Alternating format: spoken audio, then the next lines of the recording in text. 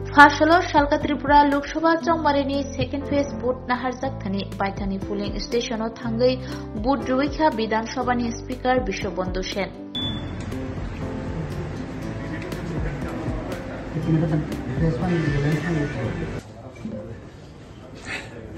100% শান্তিপূর্ণ vote, 100%।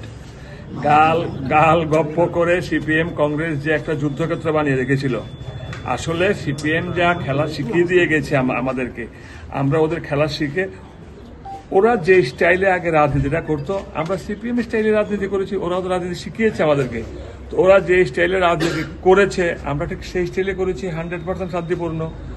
Army দিয়ে ভরিয়ে রেখেছে, বিএসএফ দিয়ে ভরিয়ে রেখেছে। আপনারা সাংবাদিক ভাই বন্ধুরা বলুন, এটা কি যুদ্ধক্ষেত্র?